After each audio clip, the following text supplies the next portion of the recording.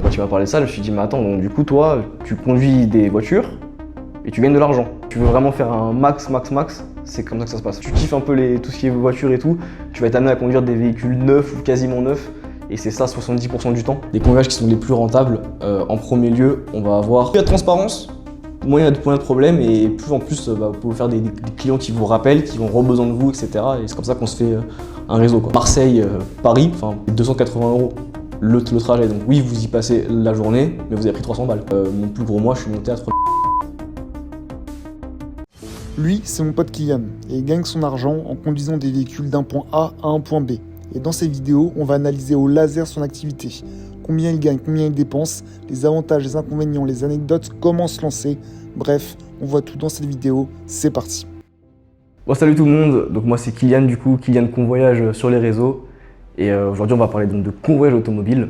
Donc, je vais vous apprendre un peu ce que c'est, parce que il y a beaucoup de personnes je pense qui tombent dessus qui ne connaissent pas. Et on va commencer déjà peut-être par mon parcours, savoir un peu qu'est-ce qui m'a amené à ça. C'était ça Tout à fait, ouais. Si tu veux, avant qu'on lance vraiment le sujet, est-ce que tu peux nous dire, avant le convoyage automobile, qu'est-ce que tu as fait? Parce que je sais que personnellement je te connais un petit peu, je sais que c'est pas spécialement ton premier projet. Qu'est-ce que tu as fait, on va dire brièvement, en 2-3 mois avant?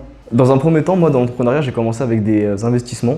Donc c'était pas vraiment d'entrepreneuriat, mais on va dire la première phase où j'ai commencé à me questionner sur est-ce que j'allais vraiment continuer à rester en CDI dans un travail qui me plaisait pas à l'époque. On va pas s'étaler dessus, mais j'étais à l'usine, je travaillais beaucoup dans l'industrie, quoi. Et j'ai commencé à faire quelques petits investissements parce que j'avais un salaire confortable. Et de là, en fait, j'ai découvert beaucoup de petits business sur Internet, beaucoup de choses. J'ai tenté beaucoup de choses qui n'ont pas forcément marché.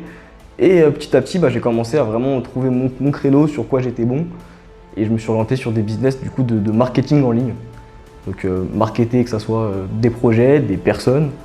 Et de là, j'ai commencé à tirer un peu mon épingle du jeu. Et puis j'ai bossé sur Internet pendant 3 ans. Pendant 3 ans, ok. Et est-ce que pendant ces 3 ans-là, à terme, tu avais justement commencé à décrocher ta liberté, ou c'est seulement après, avec le convoyage, que tu as pu l'obtenir? Alors ma liberté, je l'ai depuis 2 ans maintenant. D'accord. Donc ça fait un peu plus de 2 ans que je suis libre, on va dire, même si on travaille quand même, hein, mais plus en tant que salarié. Et le convoyage automobile, ça a vraiment été une découverte pour moi. Je pense qu'il y a peut-être vous qui regardez, il y a des passionnés d'automobile, et savoir qu'on pouvait être payé pour conduire des voitures, en plus sympa la plupart du temps, je me suis dit, peut-être un truc à faire là-dedans, quoi. Exactement, je pense que je vais en profiter, c'est intéressant ce que tu dis, je vais en profiter pour rebondir. Est-ce que pour une personne qui ne connaît pas du tout ce domaine, est-ce qu'avec des mots simples, tu peux expliquer ce que c'est le convoyage automobile? Le convoyage automobile, ça consiste à récupérer une voiture ou un véhicule de tout genre, hein. Ça peut être aussi un utilitaire ou d'autres choses, mais on récupère un véhicule à un client et on le livre à un autre client. Vous pouvez livrer du particulier, du professionnel, il y a beaucoup de ce qu'on appelle de transfert. Donc je vous donne un exemple pour que ce soit un peu plus concret. Vous allez chez Mercedes Angers, vous prenez une voiture et vous la livrez à Mercedes Paris. D'accord. C'est un exemple, mais il y a beaucoup de transferts comme ça qui se font, mais peu de gens le savent, mais c'est des métiers qui se font en indépendant en fait. Ils n'ont pas forcément de CDI pour ça, et vous pouvez devenir acteur, donc pouvoir vous transférer ces voitures-là et être payé pour ça à la mission. Ok, c'est super clair, je pense qu'il a bien résumé ce qu'est le convoyage automobile. Comment tu es tombé justement dans le convoyage automobile? Enfin, comment tu as découvert justement ce domaine? Parce que, comme on le disait, il y a quand même très peu de vidéos qui en parlent. Et pourquoi tu es resté accroché sur ce domaine? Parce que si je ne me trompe pas, ça fait quoi là? Ça va faire plus d'1 an que tu es déjà dedans? Un peu plus d'1 an, ouais. Ok. Du coup, comme j'ai dit un petit peu avant dans ce podcast, moi je travaillais donc avec des influenceurs avant. Et ce qui fait que je suis resté 6 mois à Malaga en 2025 et j'ai rencontré une personne complètement par hasard. C'était son job, il était que de passage. Et quand il m'a parlé de ça, je me suis dit, mais attends, donc du coup toi, tu conduis des voitures et tu gagnes de l'argent. Je comprends le déclic.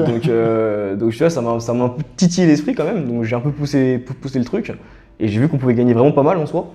Et pour des gens qui aiment rouler, qui aiment de manière générale le domaine automobile, je trouvais ça que c'est une super opportunité, d'autant plus que ça se fait en entrepreneuriat. Donc vous êtes complètement libre. Pareil, hein, si ça touche un peu au voyage, pardon. Donc pour les personnes qui aiment un peu bouger, qui aiment voyager de ville en ville, ça peut être une... Je confirme, pour le suivre un petit peu sur Instagram, on le voit dans une ville différente chaque jour. C'est une ville, un resto, une salle de sport à chaque fois, c'est sa petite routine. Et pour rebondir un petit peu avec ce que tu disais juste avant, t'es pas spécialement restreint juste à la France, tu peux aller à l'étranger pour livrer des voitures. Bah, c'est ça qui est beau dans ce métier, c'est qu'on peut vraiment faire ce qui nous plaît. Okay. Tu peux aussi bien, je te donne un exemple pour que ça parle à tout le monde et pour que tout le monde puisse retranscrire dans ce métier. Si tu as une famille peut-être, que tu as envie de rentrer chez toi le soir, que tu habites en région parisienne ou que sais-je, à Rennes ou Montpellier, tu peux faire du convoyage en ville. Tu peux faire 2-3 voitures dans la journée sur des petits trajets et tirer ton épingle du jeu comme ça, de faire 200 € la journée par exemple, et tu rentres chez toi le soir. Aussi bien si tu es un peu plus aventurier, tu as un peu plus faim d'argent aussi, bah, tu peux partir à l'aventure concrètement. Moi j'ai déjà traversé la France plus d'une fois en une semaine et ça s'arrête pas à la France. Tu peux partir en Belgique, en Allemagne. Okay, excellent. Ouais, c'était justement, on découvre ensemble ce domaine. Mais c'était une question que je me posais vraiment. Est-ce que c'est juste en France où tu fais Paris-Rennes tous les jours? C'est vraiment dans toute l'Europe. Est-ce que tu peux vraiment faire Paris-Belgique, Paris-Berlin? Carrément. Ok, super intéressant. Comment ça s'est passé au début? Est-ce que ça a été compliqué? Comment tu as fait pour, on va dire, t'adapter à ce marché? Je vais te répondre, c'est vrai que dans un premier temps, quand on démarre cette activité, on peut se dire déjà, on peut être un peu perdu par comment trouver des clients, tout simplement. C'est quelque chose que moi, avec le temps, j'ai pu développer vraiment un grand réseau et une manière assurée d'avoir un nombre de clients et de convoyages à la semaine, donc être jamais à sec, on va dire. Pareil au niveau de tout ce qui est juridique, on va dire, parce que forcément vous prenez une voiture qui n'est pas à vous, il y a peut-être des trucs qui peuvent se dire mais attends, est-ce que j'ai vraiment le droit de le faire, etc. Bien sûr, oui. Donc tous ces aspects-là, je les ai appris sur le tas. Mes premiers mois, j'ai gagné de l'argent, donc ça j'ai eu de la chance entre guillemets, parce que bon, je suis quelqu'un même assez sérieux quand même, donc j'ai été en bénéfice dès le début, mais je me tapais pas des marges incroyables. Et c'est vrai que aujourd'hui j'ai pris quand même pas mal d'expérience dedans, et on peut avoir du client en illimité et un nombre de convoyages important qui paye bien surtout. Mais je pense qu'on va en revenir, on va y venir par la suite, mais comme tu le dis, je pense que je commence à comprendre que tous les trajets sont pas spécialement rentables. Tout va dépendre en fait de si tu restes sur place, si tu dois rentrer chez toi, si tu reprends un autre convoyage derrière, parce que c'est aussi une méthode que je donne dans le convoyage. Vous pouvez très bien, comme je vous l'ai dit tout à l'heure, rentrer chez vous le soir, comme vous pouvez arriver dans une autre ville, dormir sur place, reprendre un autre convoyage qui vous emmène encore ailleurs, et ainsi de suite, et faire une boucle comme ça de 3-4 jours. Ouais, donc je comprends, c'est pas juste un trajet, des fois c'est une organisation, peut-être, j'allais dire sur 2-3 jours, mais peut-être même à la semaine, où tac, t'enchaînes tout et il n'y a rien qui est fait au hasard. C'est exactement ça, si tu veux vraiment faire un max, c'est comme ça que ça se passe. Il faut vraiment essayer de faire le plus de tours possible, de kilomètres. En fait c'est simple, moins tu as de frais, plus tu vas gagner de l'argent. Et rentrer chez soi à chaque fois, peut te faire. Après, on a des bonnes méthodes pour payer les transports à quasiment rien, mais ça peut être judicieux aussi des fois quand tu arrives loin de chez toi, faire un point A, point B, point B, point C, et pourquoi pas point C après point A, ou point C, point D, et puis tu fais. Est-ce que tu peux nous parler de ta toute première mission? Peut-être c'était quoi le trajet, combien tu as gagné, comment ça s'est passé? Alors moi, ma toute première mission, ça a été une mission vraiment assez courte en fait. D'accord. J'ai fait Versailles-Paris. Okay. Je suis de région parisienne de base, donc j'ai pris un convoyage qui était proche de chez moi. Et c'était vraiment pour voir comment ça se passait, parce qu'il y a quand même plusieurs aspects dans ce métier. Comme on a dit, on vous confie une voiture, donc il faut quand même y faire attention. Je voulais savoir comment ça se passait au niveau de, peut-être qu'on en parlera tout à l'heure ou pas, mais l'état des lieux, etc. Je voulais tester. J'ai fait mon premier convoyage du coup, donc d'une 40aine de kilomètres. J'ai reçu le virement la semaine d'après, je me suis dit bon ça fonctionne vraiment en fait. Et si c'est pas indiscret, c'était quoi comme véhicule et t'as reçu combien pour ce petit convoyage, pour cette première mission? Alors c'était une Citroën C3, donc on commence tranquillement, hein. C'est donc les toutes dernières par contre, c'est ça l'avantage en convoyage, hein. Si tu kiffes un peu tout ce qui est voiture et tout, tu vas être amené à conduire des véhicules neufs ou quasiment neufs. Et c'est ça 70% du temps, donc c'est quand même sympa. Cette première mission, Versailles-Paris, j'ai pris 60 € net. 60 €. Voilà. Je viens de découvrir en direct. Moi je pensais qu'il allait me dire 23 € ou 30. Ah, ça paye quand même. Ouais. Okay. 60 € pour avoir roulé, bon, il y avait un petit peu de bouchon, je vous l'accorde. Mais j'ai roulé quoi, 1h10, 1h20, 60 € dans la poche. T'as pris le train après par Montparnasse à Lille. Voilà, puis je suis rentré chez moi, puis j'étais tout content parce que bon, forcément, 60 € la journée, c'est pas cher payé, mais quand c'est votre premier convoyage et vous faites ça en 1 heure, Non, mais je te on se dit bon, Ok, peut-être un truc à faire quoi. Ok. Je découvre les amis, je découvre comme vous. D'ailleurs, si toi qui regardes cette vidéo, si tu as des questions, n'hésite pas à les poser dans les commentaires. Kylian et son associé te feront un plaisir d'y répondre, donc surtout n'hésite pas. Comment ça se passe? Une journée type, bon, j'imagine que les journées, c'est pas une routine que tu as, il y a des jours où tu vas travailler d'autres pas, d'autres beaucoup, d'autres moins. Une journée type classique, à quoi ça ressemble quand tu pars sur du convoyage? Alors tout va dépendre, on va dire, du profil en fait, du convoyeur. Comme on a parlé avant, il y en a qui vont préférer rentrer chez eux, d'autres faire de la courte distance, d'autres des longues. Moi je suis quelqu'un qui s'est un peu spécialisé dans les longues distances, donc on me fait confiance pour ça. Maintenant les clients me font confiance pour ça. Donc il m'arrive de partir pour 2 jours avec la même voiture et avaler 1200 km. D'accord. Moi ma routine elle est assez simple, hein. Je récupère une voiture en matinée en général. Je roule avec à une certaine ville, donc on programme bien son itinéraire. Ça qui est bien aussi, c'est qu'on est autonome. Une fois qu'on a le véhicule, on a notre lieu d'arrivée, notre lieu de départ du coup. Et ensuite, c'est à nous de gérer comment est-ce qu'on fait. Donc je programme bien mon parcours avant. Je prends le véhicule, je roule. Moi, j'essaie de m'écouter beaucoup de podcasts et tout en route. Tu rentabilises? Ouais, bah oui. La musique, c'est bien par moment, mais bon, 8 heures de musique, ça devient vite un peu relou. Donc voilà, je m'organise un peu comme ça. En général, je m'arrête j'ai un lieu d'hébergement pour couper. Et le lendemain, je livre le véhicule en question. Puis ensuite, soit je rentre chez moi, soit je reste encore une fois sur place et je récupère un autre véhicule qui me ramène encore ailleurs. Et tout simplement, j'ai organisé ma vie un peu comme ça, je suis en mouvement perpétuel. Okay. Si toi aussi tu te poses des questions, comment ça se passe au niveau des péages, au niveau de l'endroit pour dormir, de bon manger, c'est des questions aussi que je me pose et qu'on va lui poser, mais sois patient, n'hésite pas à rester, on va y venir.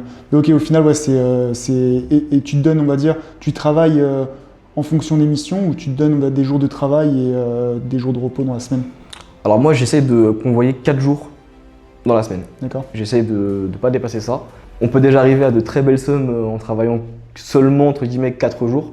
Donc c'est pour ça que moi je privilégie un peu tout ce qui est longue distance et tout, mais après déjà même en restant dans votre secteur, on va dire, si vous voulez rentrer chez vous tous les soirs, il y a déjà moyen de faire pas mal par jour. Et pourquoi 4 jours et 3 jours de repos? C'est un choix de ta part au niveau du temps que tu veux libre, etc. Ouais, en fait c'est un choix de ma part parce que j'ai d'autres activités aussi et comme je suis quelqu'un qui vient du business en ligne, je suis aussi très attaché à mon temps libre. Donc j'essaie de trouver mon équilibre comme ça et une fois que j'ai fait ma semaine, quand je dis je fais ma semaine, c'est que j'arrive, moi, en convoyage automobile, je vise entre 700 à 900 € par semaine. Une fois que j'arrive à ça, je ne convoie plus. Selon toi, là maintenant, tu as on va dire une bonne année d'expérience, avec le recul, c'est quoi, on va dire, vraiment les 2-3 compétences qui sont indispensables pour faire ce job? Premièrement, je dirais, ça peut peut-être paraître bateau, mais l'organisation. Okay. C'est primordial. Vraiment primordial. Il y a des exemples que peut-être que vous imaginez déjà, mais je peux appuyer dessus parce que ça arrive souvent. Notamment en France, on travaille avec la SNCF beaucoup, tout ce qui est transport et tout. Et ça peut arriver un train en retard, un train qui ne passe pas aussi, ou il n'y a pas que le train comme moyen de transport. Hein. Ça après on le voit ensemble pour ceux qui sont intéressés. Mais c'est des événements qui arrivent et qu'il faut prendre en compte parce que si vous arrivez en retard à votre prise de véhicule, le convoyage sera en retard, etc. etc. Donc l'organisation, prendre de l'avance, etc. Ensuite, je dirais le sérieux sur la route. C'est pas parce qu'on a des voitures sympas, des fois avec un peu de chevaux, qu'il faut faire le malin sur la route. Parce que j'ai un exemple que j'aime bien donner. Vous collez un petit peu un camion ou vous roulez un peu vite, un impact sur le pare-brise, donc un caillou qui arrive, il fait pas la même chose à 50 qu'à 150. Donc c'est des choses à prendre en compte. On pourra peut-être revenir si tu veux après sur tout ce qui est assurance, etc. Donc le sérieux sur la route, l'organisation et la ponctualité. La ponctualité, ouais. Aussi. C'est ce que je me demandais. Là, je sors un peu des questions, mais c'est une question qui me vient. Tu as, j'imagine, forcément un créneau, une heure de départ.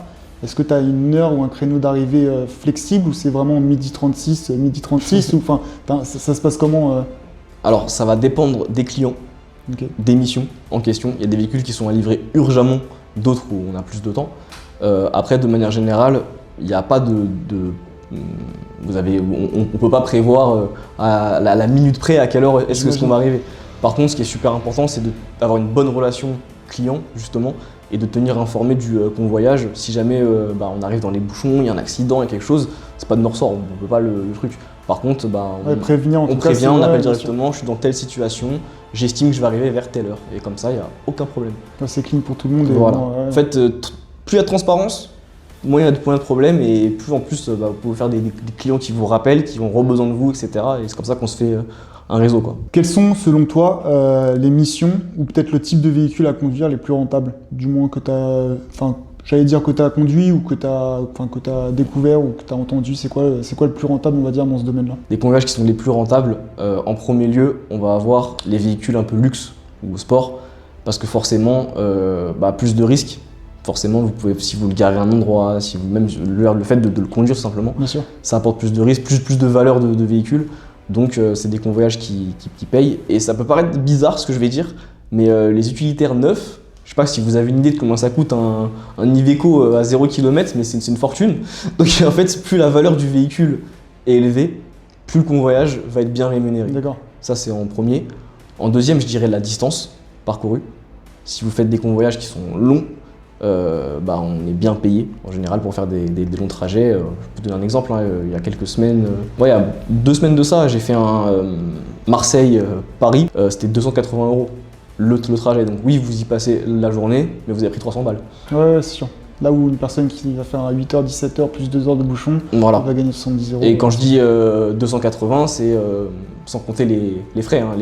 Les frais nous sont remboursés. Ouais, pour le coup, sur cette mission-là, en tout cas, c'était sur cette mission-là, c'était 280 € net. En troisième convoyage qui rapporte pas mal, je dirais les convoyages avec des demandes peu spéciales. Il y a des livraisons qu'on appelle gants blancs. C'est-à-dire ça va être pour des personnes un peu importantes, certains PDG ou quoi, qui veulent se faire livrer un véhicule, qui n'ont pas forcément envie qu'on sache qu'ils se sont fait livrer tel véhicule, parce que c'est des personnes qui n'ont pas envie de savoir qu'ils roulent dans telle voiture. Donc là on a des demandes spécifiques, livrées à tel moment, à tel endroit. Sous Porsche le soir. Exactement, dans un certain parking parisien, etc. Donc là, plus il y a de demandes spécifiques, en fait, plus on va être rémunéré pour ça, quoi.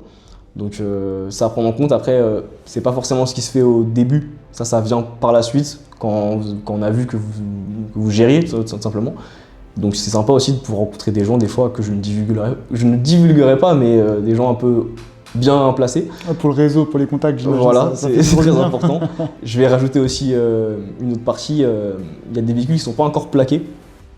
Donc nous, en tant que convoyeur, on a possibilité de plaquer les véhicules avec notre propre plaque à nous. D'accord.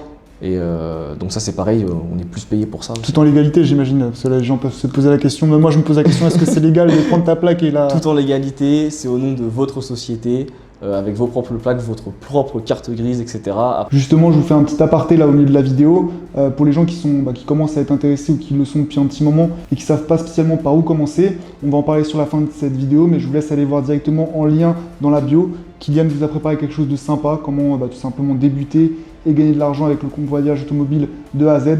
C'est dans le premier lien en bio et on en reparle dans tous les cas à la fin de cette vidéo. Ok, moi j'avais une question là par rapport à ce que tu disais, Kylian, c'est quand tu fais un convoyage, on va prendre un exemple, Paris et tu vas aller à Toulouse, on va dire au hasard.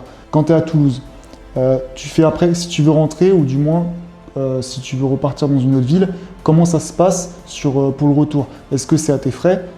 Est-ce que du coup tu prends systématiquement, je vais dire, le train, Blablacar, l'avion, enfin comment ça se passe?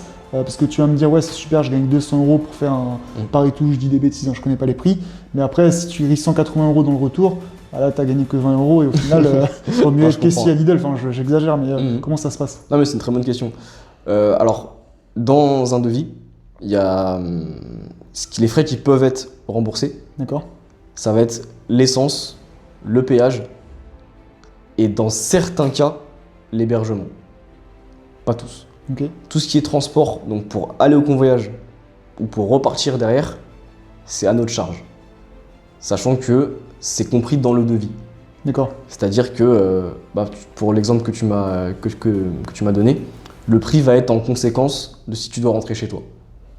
Sachant qu'ensuite, il y a pas mal de petites astuces, on va dire, de petites techniques, des abonnements à avoir pour avoir les transports quasiment gratuits. Moi, je sais que tu m'as dit Toulouse. Ouais. Bah, Toulouse. Regardez le connaisseur. Pour l'exemple, je sais que de Toulouse, je peux avoir des TGV tous les jours à 0 € D'accord. pour rentrer chez moi à Paris. À Paris, ouais. Voilà. Ok. Donc ça peut être une option, par exemple. D'accord. Ouais, donc au final, ça va avec l'organisation, tu disais. C'est l'organisation. C'est un peu les backstage, on va dire. Exactement. Avoir ces petits abonnements, ces petits. Ces petits trucs à droite à gauche. Ok. Et c'est comme ça qu'on arrive à être rentable, en fait. Ok. Bah, si tu veux les découvrir, fais comme moi, clique sur le lien en bio justement. Mais ok, non, c'était ma vraie question, et je pense que c'est une question que tu te C'est poses. une question légitime, hein, c'est... Quand tu pars, quand tu pars sur des longs trajets, forcément, comme on le disait, si tu gagnes 200 € l'aller, mais après le retour, tu dépenses 200 €, il n'y a pas d'intérêt. Mais au final, il n'y a pas d'intérêt si tu n'as pas les bonnes idées que tu partages justement quand on va un peu plus loin. Exactement. Il faut avoir les bonnes petites... les bonnes cartes, on va dire. Ça, tu les as découverts, j'imagine, avec le temps. Enfin, ton à fait. premier convoyage Versailles-Paris, je connais un petit peu, je connais bien même Versailles et Paris. Tu as pris la ligne N pour rentrer, donc voilà. Exactement, là on a, Si on, t'as on a, été- on a 2,50 €, donc C'est ça, ouais. ça Ce va. que je veux dire, si tu as été honnête, tu as payé tes 3 €, sinon tu as la barrière.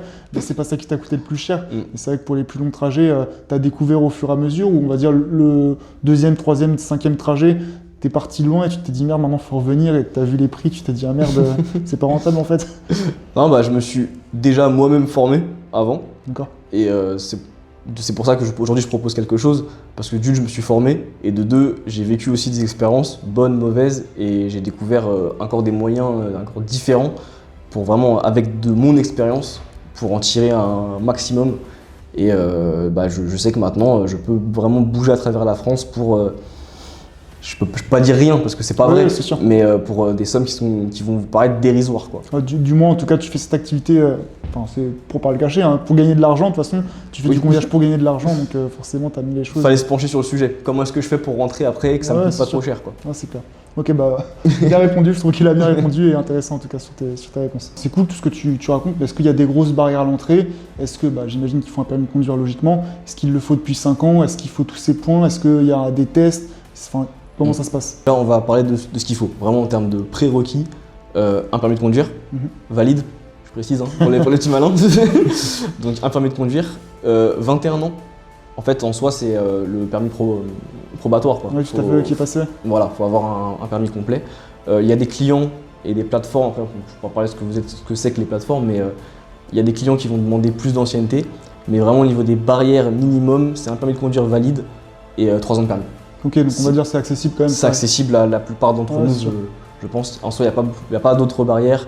Et puis, un petit capital de départ pour avancer les frais d'essence et de péage, quoi. Justement, on y vient, on va passer à la partie 3, tout ce qui est ma partie préférée, l'argent, combien ça coûte, combien ça rapporte. Combien ça coûte, Kylian, de se lancer justement dans le convoyage automobile?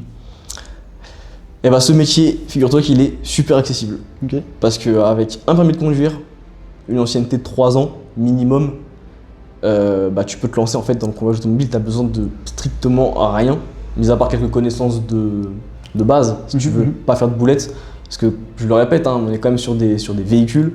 Donc des véhicules, vous n'avez pas forcément les moyens dans vos poches de rembourser en cas de pépin. Sur un Donc véhicule, on va après, dire, il y a des assurances pour ça, etc. Mais un permis de conduire, ce que j'appelle un fonds de roulement, donc quelques centaines d'euros de côté pour pouvoir avancer les frais, etc. et pouvoir convoyer tout simplement.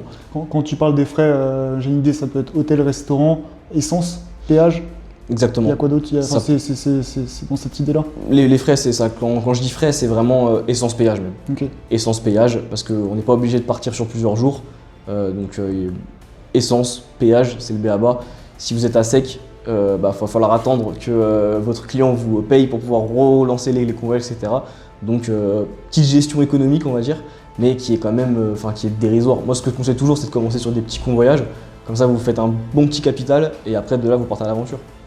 C'est clairement ça, ouais. J'aime bien le parler de l'aventure. Je fais un petit lien avec ce que tu disais.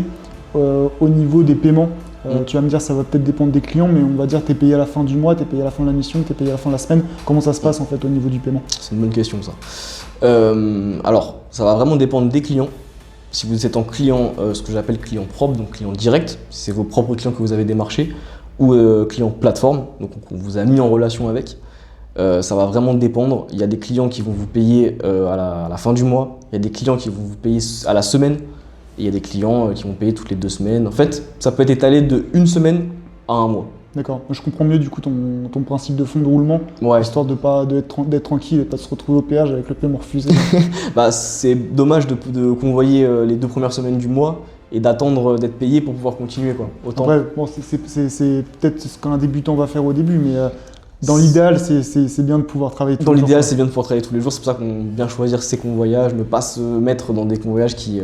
Moi, à l'heure actuelle, je peux prendre des convoyages qui me prennent du 300, 400 euros de frais. C'est parce que j'ai ce fonds de roulement, donc je sais que je suis pas bloqué, je peux en enchaîner, c'est pas un problème. Et comme il l'a dit justement au début de la vidéo, parce qu'il a justement commencé avec, enfin même si tu avais des activités avant et tu avais eu ta liberté, parce que Kylian avait commencé justement avec des petits convoyages, comme toi tu peux le faire, commencer à gagner tes 60, 100 euros par jour, tu les récupères à la fin de la semaine, à la fin de la quinzaine de jours. Par la suite, tu peux commencer à faire, on va dire, des moyens trajets, si je puis dire, Paris-Marseille, là où tu peux aller chercher des 280 euros par jour, ainsi de suite, et après tu vas de plus en plus loin. C'est ça, c'est exactement ça. Moi je conseille toujours de commencer petit, de se faire sur fond de roulement, à part si vous avez de l'argent à investir, go, hein. Mais si vous voulez compter vraiment convoyage, on commence petit, on se fait ce petit capital, et comme ça après vous pouvez partir loin et vous pouvez gagner encore plus, etc., quoi. Ok, super. Est-ce que tu es prêt pour la question que tout le monde attend? Allez, c'est parti. Combien ça gagne du coup, combien ça rapporte, on va dire, si on se met à fond dans cette activité? Même peut-être la question combien tu gagnes toi en moyenne. Enfin, là on parle d'un projet, enfin d'un business, on va dire. Je sais pas si on dit business ou activité, tu le vois plus Plus une activité, ouais. On va dire en moyenne, grâce à cette activité, combien tu arrives à gagner par mois avec le convoyage automobile? Alors moi, c'est assez spécial parce que comme je dis, j'ai d'autres activités aussi. Donc je me bloque un peu à 3-4 jours de convoyage, mais je maximise sur la distance et on va dire la valeur des véhicules. Et comme ça, en travaillant 3 jours dans la semaine, allez voir 4, j'arrive à m'en tirer un petit en moyenne, hein. Je vous parle, c'est une moyenne, c'est assez large, vous allez me dire, mais c'est comme ça. On va dire entre minimum, le grand minimum, ça va être 2500. Et mon plus gros mois, je suis monté à 3008. 3008 le plus gros mois. Sans faire 5 jours par semaine. D'accord. Et quand tu dis 2500 à 3008, bon, évidemment, c'est brut, entre guillemets. Après, ça dépend, j'imagine, de ton statut, ouais. Ouais, ça dépend de ta structure, on va dire, juridique, si tu es en auto ou machin. Donc, c'est avant impôt, on va dire. Mais au niveau, quand tu dis 2005, 3008, c'est charges déduites, essence, etc. Exactement. Okay. Vraiment ce qui arrive dans votre boîte, quoi, chez vous. Ok, c'est quand même un bon montant. C'est quand même pas mal. Et je connais des personnes qui sont plus assidues que moi, on va dire, qui vraiment tartinent le truc. 7-7. Ah bah j'ai déjà vu des 4500, 4800. Donc je sais que c'est un métier où on peut vraiment gagner son argent très honnêtement. Il y a forcément un plafond, je vais pas vous mentir, il y a un plafond si vous êtes tout seul. Si vous avez comme objectif peut-être de développer votre propre réseau. C'est pour ça que c'est super important aussi de parler aux autres convoyeurs quand vous les rencontrez, etc. Je connais une personne qui a 4 convoyeurs avec lui et qui se sont développés, et lui dans sa poche il est plutôt autour des 10K, tu vois. D'accord, parce qu'il développe du coup, parce qu'il développe, il a mis des synergies en place. Il a pris des gros clients qui ont plusieurs convoyages à la journée avec, il ne peut pas se décupler, donc il a d'autres gars, etc. Et là, oui, vous pouvez aller chercher des résultats. Il n'y a pas de limite après en fait en soi. Okay. Mais en tant que convoyeur vraiment indépendant, seul, la limite je la mettrai à 4500. Ok. Ce qui est déjà énorme, même au-delà, je vais même retirer ce que tu as dit, même 2500, c'est pas donné à tout le monde, on va dire, même dans le salariat, quand tu n'as pas fait, on va dire, de master. Oui, c'est clair. De master ou de grandes études. 2500 € avec juste un permis de conduire et en travaillant 3 jours dans la semaine, ouais. Ça va, on a quand même pire comme job. Ouais, c'est des podcasts la journée, non, je regarde. Après, il y a des responsabilités, il y a des choses, etc. On n'est pas là pour vous vendre du rêve, Kylian n'est pas là pour vendre du rêve. Si on va dire, je l'ai invité sur cette chaîne, c'était vraiment pour partager, on va dire, cette nouvelle activité avec vous. C'est quoi, selon toi, les grosses erreurs que tu as peut-être faites au début ou qui sont à éviter pour les débutants qui veulent se lancer dans ce domaine?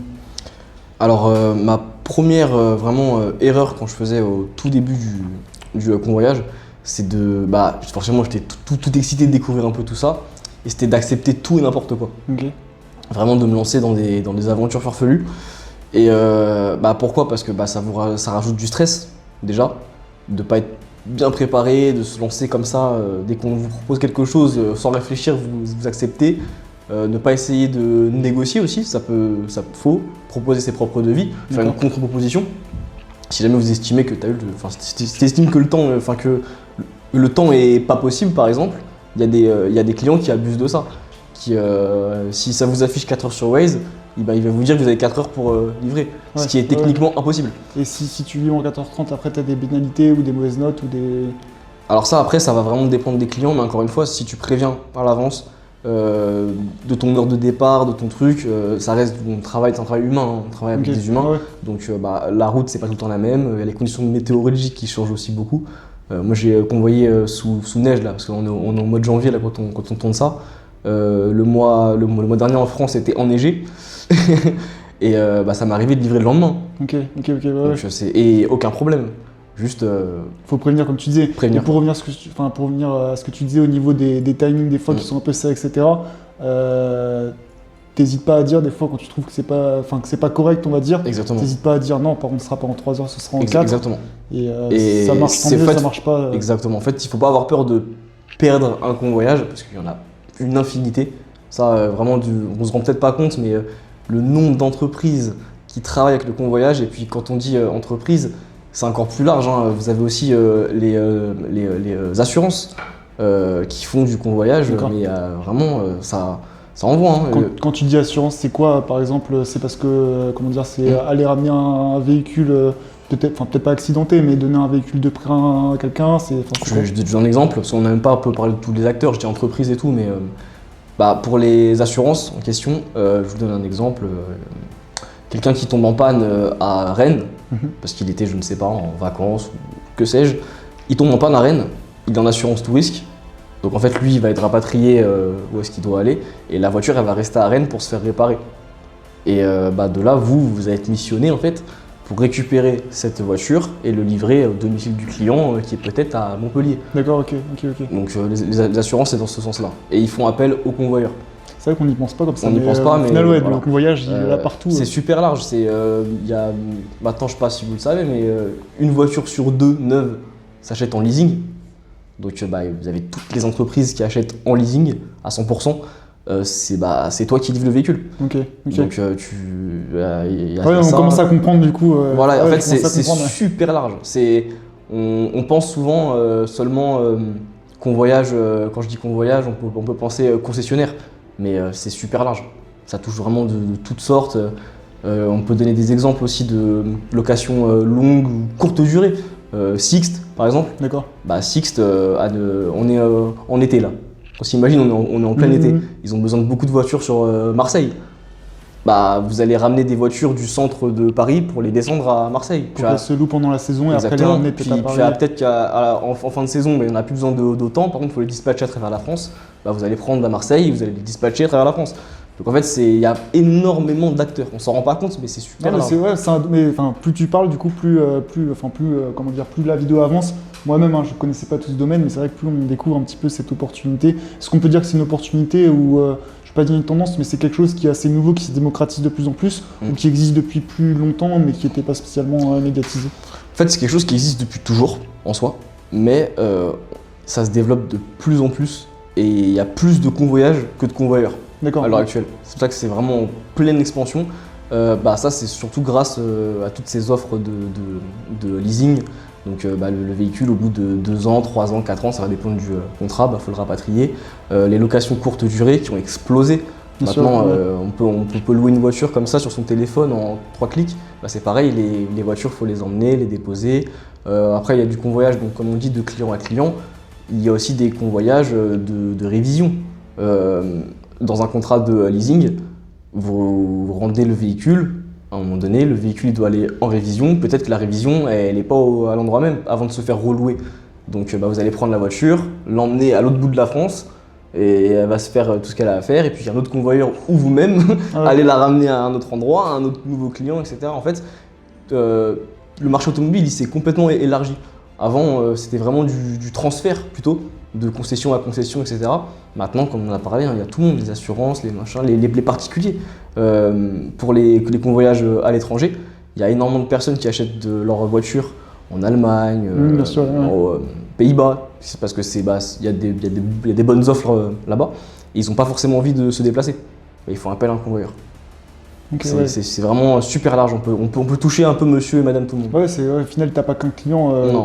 Ouais, je commence à comprendre, et moi je réfléchis en même temps. Je me dis, putain, ouais, c'est impressionnant, et c'est vrai, au final, le convoyage, au final, on va dire, il est pas opaque, mais il est invisible. Parce que quand on est sur la route, une voiture qui est conduite par un convoyeur ou quelqu'un d'autre, on le voit pas. Mais Non, ça rend pas partout, compte. quoi, ouais. En fait, on va dire il y a 10 ans, c'était quelque chose qui était vraiment beaucoup fait par plateau, donc par camion, avec beaucoup de voitures. Mais avec tous ces acteurs qu'on parle depuis tout à l'heure, c'est un véhicule. Il ne faut pas un camion pour un véhicule, c'est pas rentable de mettre autant de gasoil pour livrer un véhicule. Du coup, c'est plus rentable de mettre quelqu'un dans la voiture qui la conduit. Et c'est là que vous, vous opérez, quoi. Ok. Et justement, parmi tous ces clients-là, comment tu fais pour les trouver? Enfin, quand je dis pour les trouver, c'est même pour les contacter, pour avoir des contrats, etc. Comment ça se passe sur le démarchage, sur tout ce qui est, acquérir des clients? Alors, il y a deux types il y a deux façons de faire. La première, c'est vous avez vos propres clients que vous avez démarchés vous-même. Et la deuxième, c'est par des plateformes de convoyage. D'accord. Donc c'est des plateformes où vous vous inscrivez, il y a certains prérequis à avoir. Et de là, elles vont vous mettre en relation avec des clients. Donc ce qui vous assure en fait des convoyages réguliers. Ensuite, moi ce que je conseille, donc pour un convoyeur débutant, va peut-être faire que de la plateforme. D'accord. Parce que c'est plus facile, ça ne demande pas de réseau, ça ne demande pas de compétences, pas de démarchage, rien du tout. Ah, tu vas sur la plateforme, Sur la plateforme, vous recevez une notification, j'accepte, j'accepte pas, j'y vais pas. C'est vraiment super simple. Et de là, vous pouvez vous faire votre réseau. Parce que souvent, on arrive aussi, vous pouvez arriver dans des grosses organisations, donc des gros garages, des gros trucs. Je ne vous conseille pas d'aller les démarcher s'ils travaillent déjà avec des grosses plateformes. Mais vous pouvez aussi très bien arriver chez le petit garage du coin qui a fait un convoyage ponctuel, il n'en a pas beaucoup, etc. Et vous pouvez prendre ce contact. Après, c'est à vous de voir si vous le sentez ou pas, si vous avez une bonne accroche avec lui. Et lui dire écoutez, voilà monsieur, si vous avez d'autres convoyages à l'avenir, moi je suis disponible, t'as ton entreprise, votre zone me plaît, j'ai ouais. mon assurance, j'ai mon entreprise. Et ces clients-là vont être peut-être amenés à vous rappeler si le convoyage s'est bien passé, d'où l'importance de bien réaliser sa mission. Et de là, vous pouvez créer votre propre clientèle. Et pour moi, le but de tout convoyeur, c'est de mixer un peu entre avoir des clients propres à vous. Donc c'est des missions qui vont être plus payées parce que forcément les plateformes prennent leur com. Là, cette com-là, vous la prenez vous. Donc c'est tout de suite plus intéressant. Et pour combler votre semaine, vous faites du convoyage type plateforme. Et de là, on peut arriver à des très belles sommes.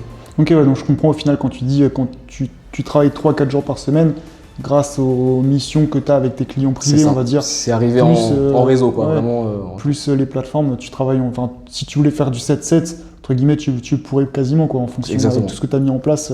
Ouais, c'est ça. Après, encore une fois, c'est l'organisation. Est-ce qu'on est prêt à partir sur plusieurs jours? Et de là, vous pouvez vraiment, en mixant un peu les deux, même en faisant que de la plateforme, en faisant que de la plateforme et une bonne organisation.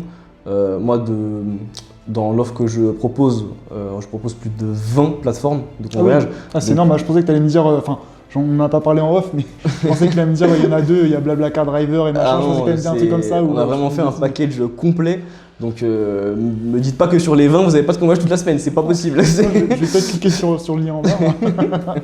Ok, excellent. Ok, justement, là, tu parlais un petit peu des avantages sur, pas spécialement la facilité de trouver des clients, mais du moins l'accessibilité de trouver potentiellement des missions, ou du moins d'avoir accès à des missions.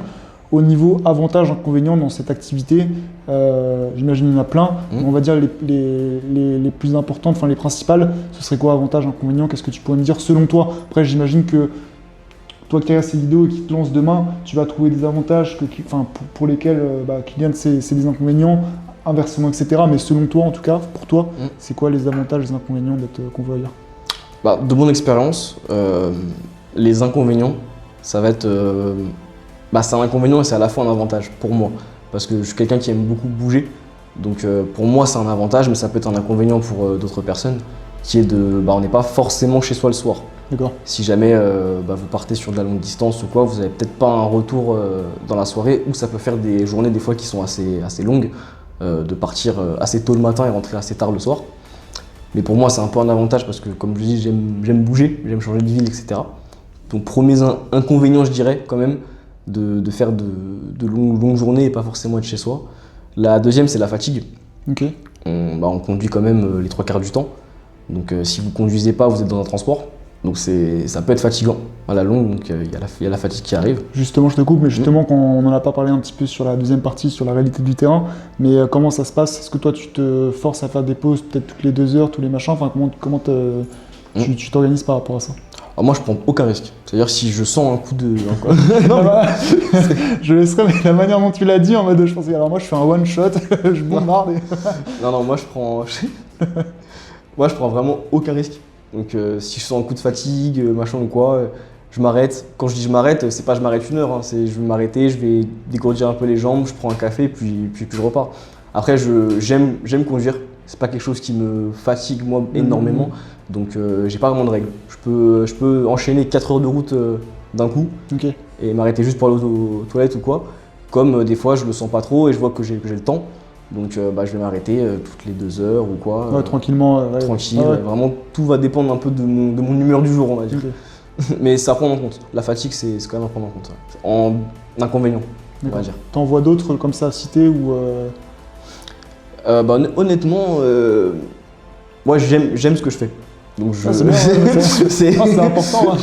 J'aime ce que je fais, donc c'est difficile de trouver des gros points noirs, même s'il doit forcément en avoir, mais pour moi il n'y a rien de rédhibitoire, mis à part la fatigue et potentiellement les risques. On va dire si t'es vraiment claqué ou quoi, que tu t'endors au volant, tu sais que tu te mets en danger toi. Et tu fais des dégâts qui vont peut-être te défoncer ta semaine de convoyage, quoi. On va y venir juste après, justement. Est-ce que, juste avant de parler de ça, tu veux nous dire les avantages, selon toi, peut-être 2-3, parce que sinon tu vas nous en dire 20 si je te limite pas. Mais... Non, on va dire les principaux avantages, c'est déjà la liberté, au sens propre du terme. C'est que chaque jour, c'est un nouveau lieu, une nouvelle voiture. J'ai découvert toutes les villes de France en convoyage. C'est quand même, je trouve, un gros plus. C'est quand même sympa d'être jamais au même endroit. Donc pas de bureau fixe, pas de rien. Bien sûr, ouais. Ça change constamment. Comme avantage aussi, on peut gagner pas mal d'argent. C'est quand même un bon avantage, je pense. Donc ça, c'est pas mal aussi. Et puis pour les personnes qui kiffent vraiment l'automobile, vous êtes un peu le premier maillon sur les nouveaux véhicules ou des véhicules sympas qu'on n'aurait peut-être pas eu l'occasion d'avoir entre les mains. Ouais, bien sûr. Et puis pour le coup, comme tu disais, comme tu expliquais un petit peu au début de cette vidéo, quand on a la passion de l'automobile, moi j'aime bien les belles voitures, mais je dirais pas que c'est ma passion. Et pour quelqu'un comme toi qui regarde ces vidéos, qui a une passion, c'est facile, on va dire, de rattacher une activité qui est comme ça, qui est accessible, avec très peu de barrières à l'entrée, pour pas dire aucune. Et au final, si tu es passionné et que tu aimes faire cette activité, que tu aimes l'automobile, tu peux tout de suite relier ça. Là où, par exemple, on va dire la mécanique automobile, il faut au moins un CAP, 2 ans d'études, etc. Vendeur dans une concession, c'est pareil, il faut faire des études en vente, etc. L'accessibilité, on va dire, à cette activité, elle est quand même énorme. Il y a vraiment très peu de barrières. Il y a besoin qu'un permis de conduire, un peu de motivation. Et puis c'est parti, quoi. Là c'était moi qui étais en train de donner les avantages. C'était pas le but, mais je le découvre aussi et je m'en rends compte. Je vais faire changer de métier. Hein. Mais je m'en rends compte. Ok, donc Kylian, là, comme tu me l'as dit précédemment, tu as préparé un accompagnement, un programme pour aider les débutants justement à se lancer de manière propre et rentable dans le convoyage automobile. Est-ce que tu peux nous dire comment tu as articulé un petit peu ce programme, cette formation, je sais pas comment tu veux l'appeler, mais comment ça se passe? Alors en fait, je propose donc une formation, on va dire, des plus classiques dans un premier temps, qui est vraiment tournée par moi-même, où j'apprends, on parlait de transport par exemple, je donne toutes les astuces pour avoir les transports vraiment le moins cher possible, comment avoir des clients en illimité, comment s'organiser, comment réaliser un convoyage de A à Z et en tirer le meilleur parti en évitant toutes les erreurs que moi j'ai pu faire au début et qui ont bouffé ma marge, on va dire. Donc pour moi c'est clairement un bon investissement. Je vous ai dit que moi-même je me suis formé. Là aujourd'hui ce que je donne pour moi ça a plus de valeur que ce que j'ai reçu. Donc là-dessus j'essaie d'être le plus transparent possible et de donner le maximum. Et en plus de tous ces modules, donc c'est une formation qui dure un peu plusieurs heures et tout. On a fait les choses le plus carré possible pour que les personnes aient toutes les clés. En plus de ça je propose aussi ensuite un groupe WhatsApp. Où je réponds personnellement à toutes les interrogations, toutes les questions. Et je donne aussi des petites astuces secrète, on va dire. Ouais, ok, donc ça veut dire que si demain j'ai une question, j'agite sur un convoyage ou non, je peux t'envoyer dans le groupe WhatsApp la mission, me dire est-ce qu'elle est bonne, pas bien, comment je fais pour rentrer, Exactement. machin. Tu peux m'aider vraiment. Et pareil, sur tout ce qui est juridique, sur tout ce qui est. On parlait de plaques un peu spéciales tout à l'heure. Je vous montre qu'est-ce que c'est, comment les avoir, etc. Et on peut vite passer, en ayant tout le matériel nécessaire et toutes les choses, on peut vite passer d'un convoyage qui t'a rapporté 250 à, pour le même convoyage, même distance, même voiture, 300. Ok, ouais, Donc ouais. il faut avoir les bonnes petites astuces. Donc moi je propose simplement d'accompagner les gens de A à Z.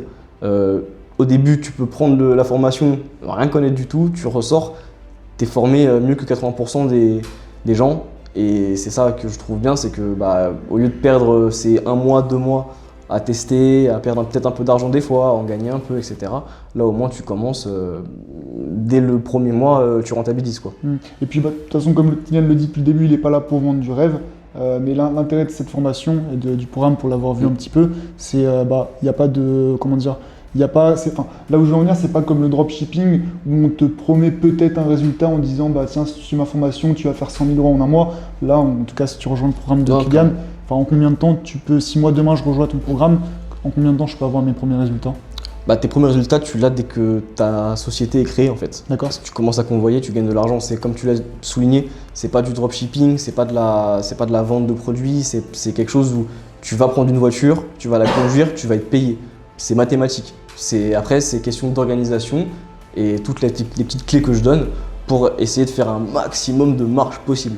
Comme ça, tu payes, tu as moins de charges possibles et plus en plus d'argent dans ta poche. Puis en plus de ça, je suis tellement sûr de mon coup, c'est que si dans les 90 jours, sous quelques conditions, il faut que tu montres que tu as quand même essayé de travailler. Non, forcément, les seniors, on n'en veut pas ici, les gars. Mais sous 90 jours, si vraiment tu as fait tout ce qui est appliqué, que tu as respecté les conditions que j'ai données et que tu n'obtiens pas de résultats vraiment concrets ou escomptés, je te rembourse la formation. Ok. Tu n'as rien à perdre en fait. Et depuis tout à l'heure, de toute façon, vous le voyez, je le vois aussi, j'essaie de te piéger, poser des petites réponses, des petites questions un petit peu qui me paraissent bizarres, sur lesquelles je n'avais pas les réponses. Et c'est vrai que tu es très à l'aise et que tu as, je vais pas dire réponse à tout, mais c'est un petit peu ça. Tu as légitimement, avec ton expérience et ce que tu as appris et traversé, ta réponse à tout. Donc en tout cas, c'est comment dire, l'idée de cette vidéo dans tous les cas, c'était comme j'ai fait pour l'hôtel-restaurant, comme j'ai fait pour la conciergerie au Mail, comme je le ferai avec d'autres business, c'était de vous présenter une nouvelle activité avec une personne sérieuse et compétente et qui sait de quoi il parle. Enfin voilà, moi j'aime bien présenter des gens qui ont vraiment fait les choses, pas qui se disent entrepreneurs alors qu'ils n'ont rien fait. Aujourd'hui, c'est le cas de Kylian, il a vraiment fait des choses. De toute façon, il y a pas mal d'infos, que ce soit des preuves de virement, que ce soit des explications, que ce soit des détails sur tout ce qu'il a fait et tout ce qu'il enseigne dans le premier lien en bio. Est-ce que tu as un petit mot pour la fin? Qu'est-ce que tu dirais, peut-être, c'était une question que je voulais te poser, qu'est-ce que tu dirais à ton toi au tout début avant de te lancer? Je me dirais de peut-être m'enfoncer tête baissée, parce que moi je suis quelqu'un qui est assez direct. Et j'ai pris des devis que j'aurais peut-être dû mieux réfléchir avant, ou du moins avoir plus de clés en fait. Et tout simplement, formez-vous avant en fait. Dans n'importe quelle activité que vous lanciez, il y a une expression que j'aime beaucoup, si on me donne un laps de temps pour couper un arbre, je passerai la moitié du laps de temps, voire un peu plus, à aiguiser ma lame. Partez de ce principe-là et vous ferez plus d'argent plus vite en fait. Et c'est valable pour tout, de toute façon, même si le convoyage ne vous intéresse pas du tout et que vous préférez le marketing, l'immobilier ou autre, formez-vous. Là, l'automobile, dans le convoyage automobile, on voit qu'avec les bonnes méthodes, on peut déjà ne pas se cramer, on peut gagner beaucoup plus d'argent de manière intelligente. Dans l'immobilier, et pareil, pas perdre d'argent en faisant des bêtises si on n'a pas les bonnes assurances, si on n'a pas la bonne société, si on n'a pas les bons clients. L'immobilier, c'est pareil, si on ne se forme pas, on peut faire vite des erreurs. Puis l'immobilier, c'est peut-être plus ou moins dans le convoyage, on parle tout de suite de dizaines de milliers d'euros. Une erreur, ça peut coûter cher. Je vous le dirai jamais assez, en tout cas, je vous oblige pas à vous former, mais je vous dirai toujours qu'il faut se former pour lancer une activité. Après, si c'est quelque chose qui t'intéresse, soit le convoyage immobilier ou autre, attends pas 20 ans pour te former et te lancer. Le meilleur moment pour te lancer, c'était hier.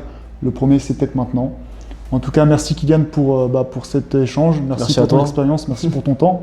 Si c'est quelque chose qui t'intéresse, encore une fois, le premier lien en bio est là pour ça. Je te dis à très vite pour une prochaine vidéo. C'était Jules et Kylian. Ciao.